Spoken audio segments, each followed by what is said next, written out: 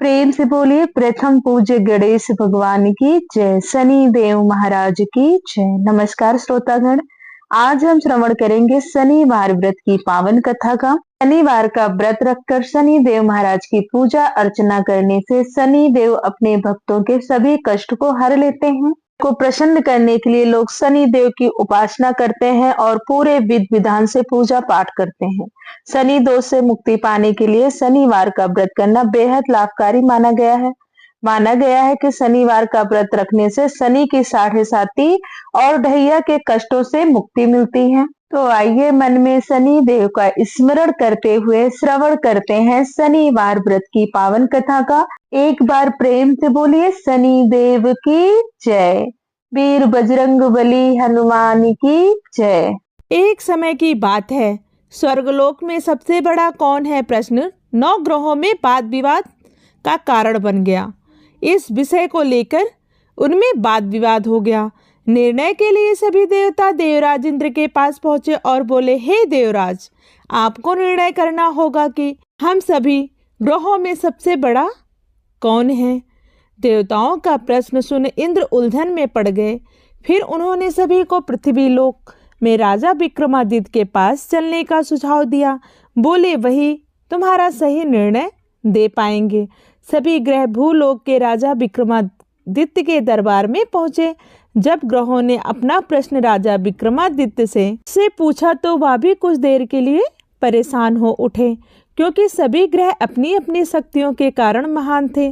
किसी को भी छोटा या बड़ा कह देने से उनके क्रोध का प्रकोप से भयंकर हानि पहुंच सकती थी।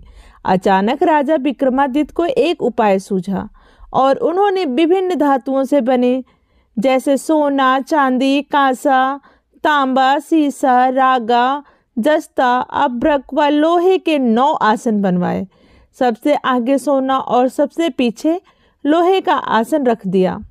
उन्होंने सभी देवताओं को अपने अपने आसन पर बैठने को कहा। उन्होंने कहा, जो जिसका आसन हो वह उसे ग्रहण कर लें।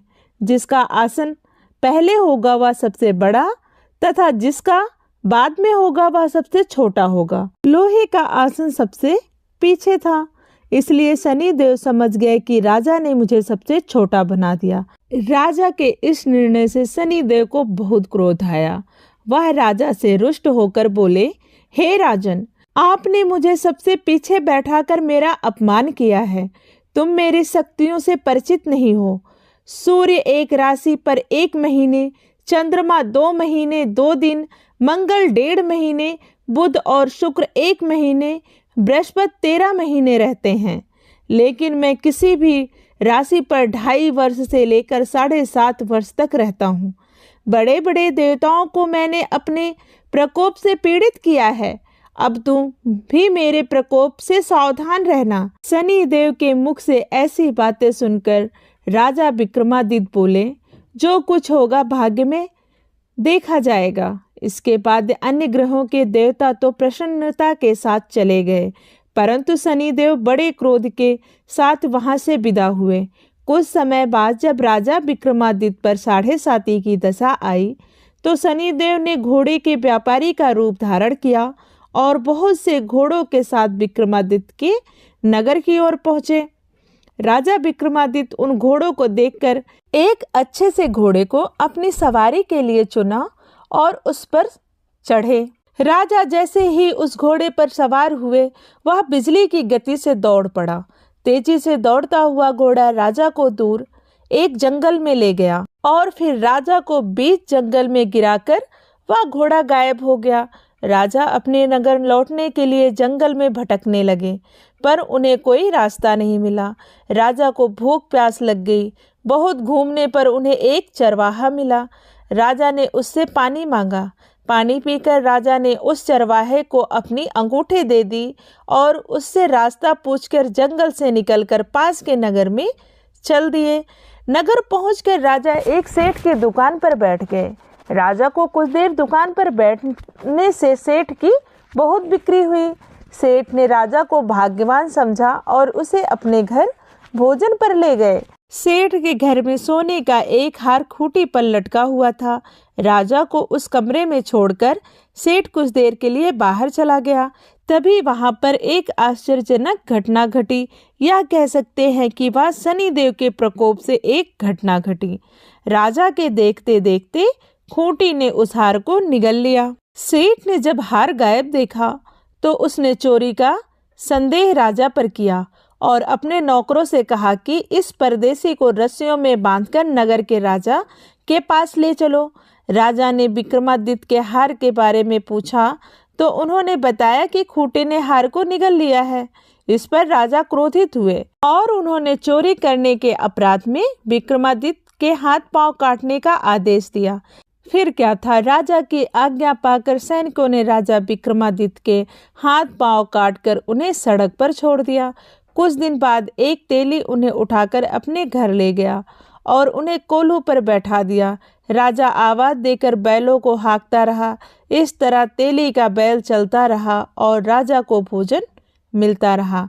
शनि के प्रकोप की 7.5 पूरी होने पर वर्षा ऋतु प्रारंभ हुई। एक रात राजा विक्रमादित्य मेघ मल्हार गा रहे थे। तभी उस नगर की राजकुमारी मनभावनी रथ पर सवार होकर उस घर के पास से गुजरी जहां राजा विक्रमादित्य रहते थे। उन्होंने उनके मल्हार को सुना तो वह मल्हार उन्हें अच्छा लगा और उन्होंने दासी को भेजकर गाने वाले को बुला लाने को कहा। दासी लौटकर आई तो उसने अपंग व्यक्ति के बारे में सब कुछ बता दिया। राजकुमारी उसके मेघ मल्हार से बहुत मोहित हुई थी और सब कुछ जानते हुए भी उन्होंने अपंग से विवाह करने का निश्चय किया। राजकुमारी ने अपने माता पिता से जब यह बात कही तो वह हैरान रह गए। उन्होंने उन्हें समझाया पर राजकुमारी ने अपनी जिद नहीं छोड़ी और प्राण त्याग देने का निश्चय कर लिया। आखिरकार राजा रानी को विवश होकर अपंग विक्रमादित्य से राजकुमारी का विवाह करना पड़ा। विवाह के बाद राजा विक्रमादित्य और राजकुमारी तेली के घर में रहने लगे। उसी रात स्वप्न में शनिदेव ने राजा से कहा, राजा तुमने मेरा प्रकोप देख लिया, मैंने तुम्हें अपने अपमान का दंड दिया है। राजा ने शनिदेव से क्षमा करने को कहा और प्रार्थना की, हे शनिदेव आपने जितना दुख मुझे दिया है वह अन्य किसी को ना दे। तब शनिदेव बोले, हे राजन मैं तुम्हारी प्रार्थना स्वीकार करता हूँ। जो कोई स्त्री पुरुष मेरी पूजा करेगा, कथा सुनेगा, जो नित्य ही मेरा ध्यान करेगा, चींटियों को आटा खिलाएगा, वह सभी प्रकार के कष्टों से मुक्त हो रहेगा तथा उसके सब मनोरथ पूर्ण होंगे। यह कहकर शनिदेव अंतर्ध्यान हो गए। प्रातः काल जब राजा विक्रमादित्य की नींद खुलती है तो देखते हैं कि उनके हाथ पांव वापस आ गए हैं। अपने हाथ पांव को देखकर राजा विक्रमादित्य को बहुत खुशी हुई। उन्होंने मन ही मन शनिदेव को प्रणाम किया। राजकुमारी भी जब राजा के हाथ पांव सही सलामत देखती हैं तो वह आश्चर्य में डूब जाती हैं। तब राजा विक्रमादित्य ने अपना परिचय देते हुए शनिदेव के प्रकोप की सारी कहानी सुनाई। इधर सेठ को जब इस बात का पता चला तो दौड़ता हुआ आया और राजा विक्रमादित्य के चरणों में गिरकर क्षमा मांगने लगा।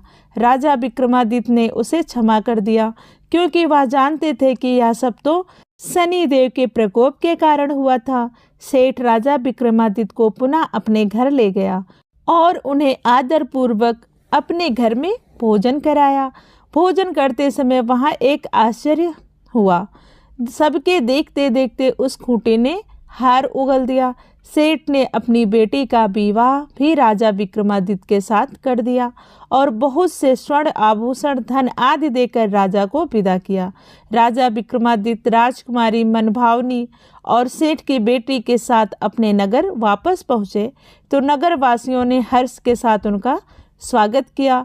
अगले दिन राजा विक्रमादित्य ने पूरे राज्य में घोषणा कराई कि जो शनिदेव सब ग्रहों में सर्वश्रेष्ठ हैं, प्रत्येक स्त्री पुरुष शनिवार को उनका व्रत करे और व्रत कथा अवश्य सुने। राजा विक्रमादित्य की घोषणा से शनिदेव बहुत प्रसन्न हुए। शनिवार का व्रत करने और व्रत कथा सुनने से शनिदेव की अनुकंपा अपने भक्तों पर बनी रहती है। तो प्रेम से बोलिए शनि देव की जय। वीर बजरंग बली हनुमान की जय। अगर आपको कथा अच्छी लगी हो तो प्लीज वीडियो को लाइक करें, शेयर करें और चैनल को जरूर सब्सक्राइब कर लें ताकि सभी कथा आपको आसानी से मिल सके। वीडियो के अंत तक बने रहने के लिए धन्यवाद। राधे राधे, जय माता दी।